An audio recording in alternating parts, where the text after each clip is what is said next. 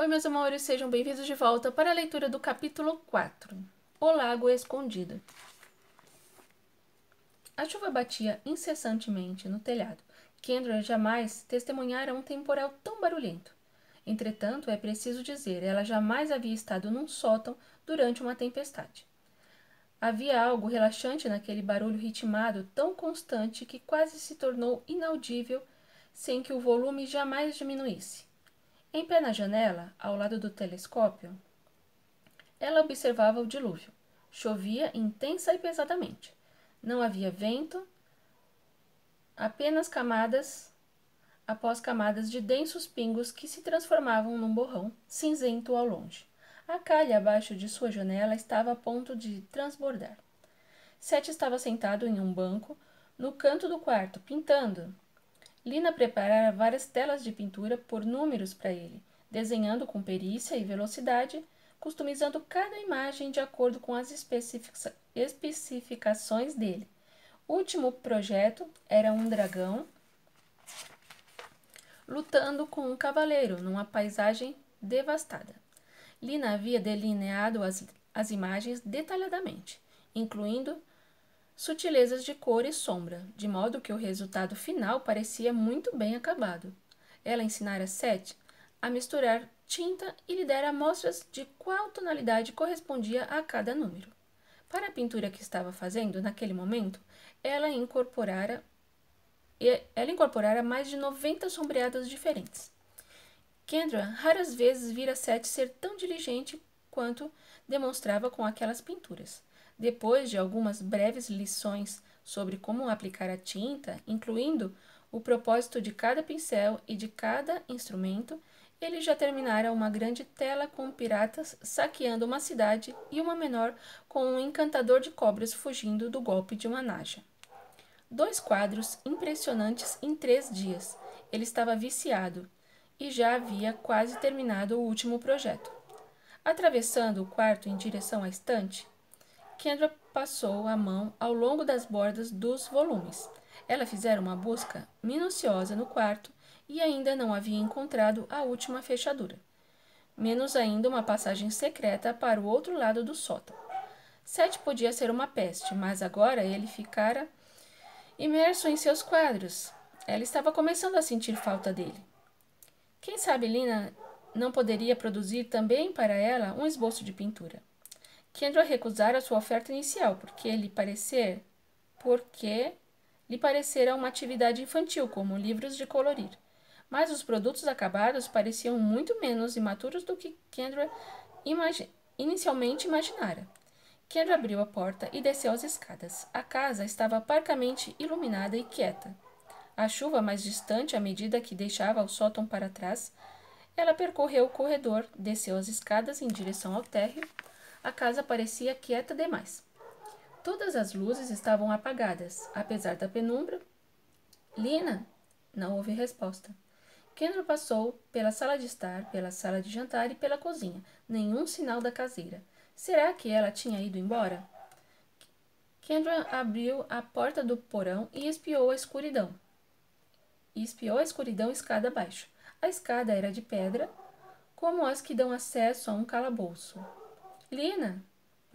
Chamou ela timidamente. Com certeza a mulher não estaria lá embaixo com as luzes apagadas. Kendra voltou pelo corredor e abriu a porta que dava para o estúdio. Como ainda não havia entrado naquele cômodo em particular, primeiro ela reparou na enorme escrivaninha entulhada de livros e papéis. A gigantesca cabeça peluda de um javali com presas proeminentes estava pendurada na parede. Uma coleção de grotescas máscaras de madeira repousava sobre uma prateleira. Troféus de golfe encontravam-se alinhados. Medalhas emolduradas e flâmulas decoravam as paredes revestidas de madeira. Havia uma fotografia em preto e branco de um vovô Sorenson bem mais jovem, expondo orgulhosamente um enorme marlim. Sobre a escrivaninha, dentro de uma esfera de cristal com um fundo chato, encontrava-se uma assustadora réplica de um crânio humano não muito maior que o polegar de Kendra. Ela fechou a porta do estúdio. Em seguida tentou a garagem, o salão e a sala onde a família se reunia. Talvez Lina tivesse ido ao mercado. Kendra retornou à varanda dos fundos, protegida da chuva. Ela adorava o ar fresco e úmido da chuva que continuava caindo pesadamente, inundando o jardim, onde as borboletas se protegiam de um temporal como esse. Então avistou Lina. A caseira estava ajoelhada na lama, ao lado de um arbusto com enormes rosas azuis e brancas, completamente encharcada, aparentemente limpando a planta. Seu cabelo branco estava grudado na cabeça e o casaco estava encharcado. Lina? A caseira levantou os olhos, sorriu e acenou. Kendra pegou um guarda-chuva no armário e se juntou a Lina no jardim. Você está toda ensopada, disse Kendra. Lina desenterrou uma planta. É uma chuva quente. Gosto de tomar banho de chuva. Ela enfiou a planta em um grande saco de lixo. Você vai ficar resfriada. Eu quase nunca fico doente. Ela fez uma pausa para olhar para as nuvens. Logo, logo vai parar. Kendra afastou um pouco o guarda-chuva e mirou o céu. Nuvens pretas em todas as direções. Você acha? Espere e verá. Daqui uma hora para de chover. Seus joelhos estão cheios de lama. Você está imaginando que perdi o juízo. A diminuta mulher levantou-se e abriu bem os braços, inclinando a cabeça para trás. Você costuma olhar para a chuva, Kendra? Parece que o céu está caindo. Kendra inclinou-se novamente. Não.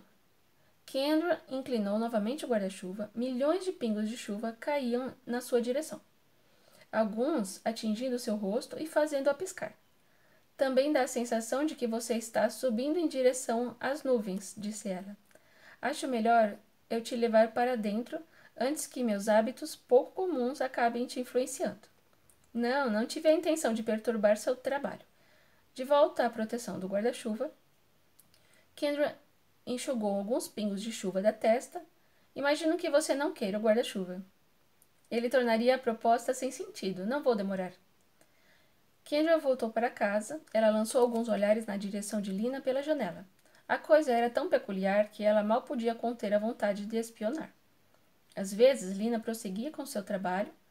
Às vezes, ela cheirava uma flor ou batia com os dedos nas pétalas e a chuva continuava caindo.